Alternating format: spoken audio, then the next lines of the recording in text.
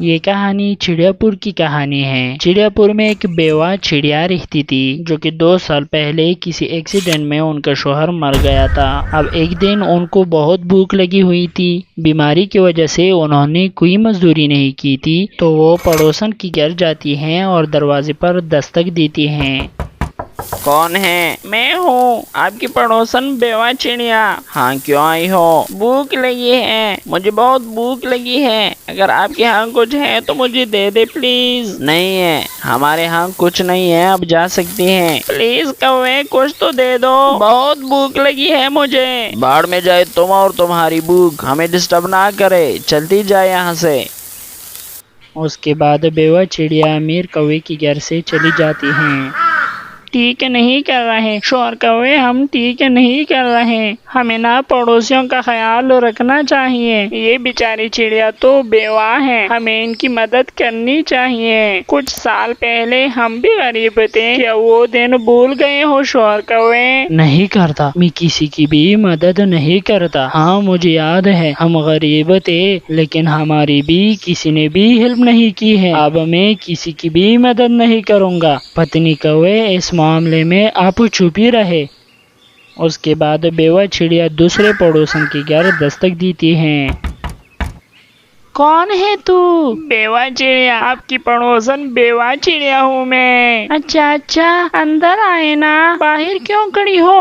نہیں اندر نہیں آ سکتی، بھوک لگی ہے مجھے، اگر گھر میں کچھ ہے تو مجھے دے دے، بڑی مہربانی ہوگی آج آپ کی، کیونکہ آج میں نے مزدوری نہیں کی ہے، میرے ہاں کھانے کے لیے کچھ بھی نہیں ہے۔ ہاں کیوں نہیں، میرے پاس کچھ دانے ہیں، میں آپ کو وہ دے دیتی ہوں، تھوڑا سا انتظار کیجیے۔ شکریہ، آپ کی بہت بہت شکریہ۔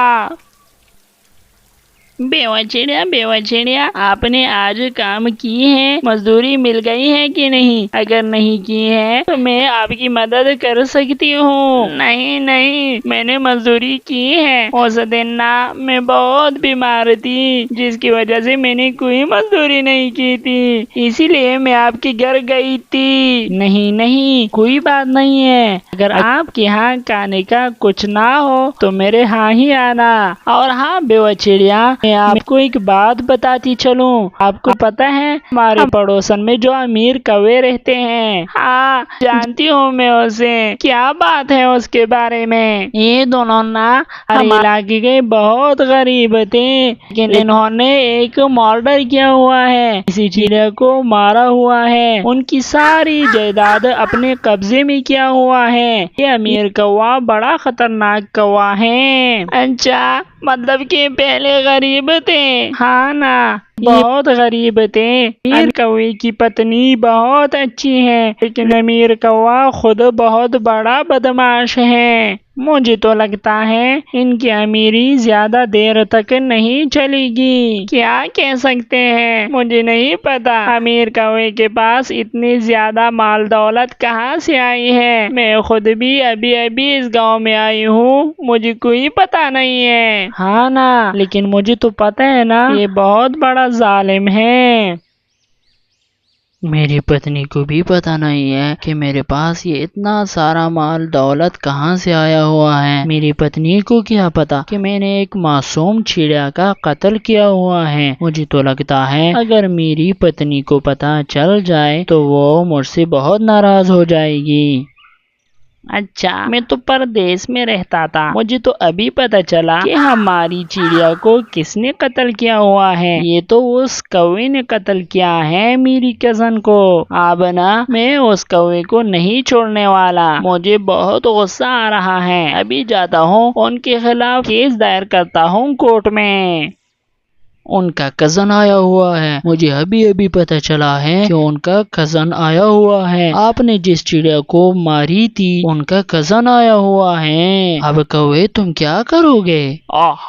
کچھ نہیں کر سکتا، وہ میرا کیا بگاڑ سکتا ہے یار، ان کے ہاں اتنا پاور نہیں ہے کہ وہ میرا کچھ بگاڑ سکے، میں کسی سے نہیں ڈرنے والا۔ کیس کیا ہوا ہے؟ انہوں نے کورٹ میں کیس کیا ہوا ہے، مجھے ابھی ये भी पता चला है। ये तो वाकई मेरे लिए खतरा हो जाएगा। अगर उन्होंने केस किया हुआ है तो ये जमीनें मुझसे चली जाएंगे, क्योंकि सारी जमीनें मेरे नाम नहीं है। अब मैं क्या करूं? मेरे लिए तो वाकई खतरा हो जाएगा यार।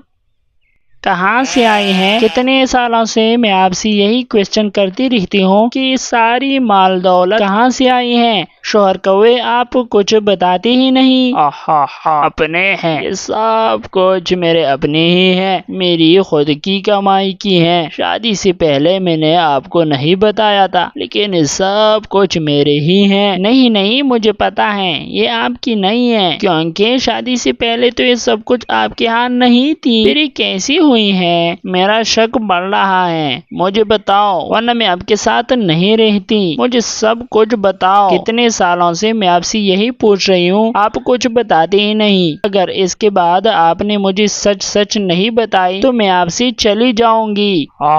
चलो सुनो, ये सब कुछ मैंने जबरदस्ती लिया हुआ है चिड़िया से। मैंने उसको कत्ल किया हुआ है। क्या? ये क्या कह रहे हो शोर कौवे? तुम इतना बड़ा जालिम हो। मैं तो इसके बाद आपके साथ नहीं रहती। कौवा चिड़िया अपनी पत्नी के साथ अपने घर में था। अचानक से एक चिट्ठी आती है। जब कौवा चिट्ठी को देखता है तो वो चिट्ठी कोर्ट की तरफ से आई हुई थी। चिट्ठी में साफ साफ लिखा हुआ था कि अमीर कौवे को गिरफ्तार कर लिया जाए। उसके बाद अमीर कौवे को गिरफ्तार कर दिया जाता है। अमीर कौवे का सिर्फ एक ही खेत था, जिसमें अमीर कौवे को गिरफ्तार करने के बाद उनकी पत्नी काम करती थी और अपने लिए हलाल रोजी कमाती थी। अमीर कौवे को 5 साल कैद की सज़ा सुना दी गई थी।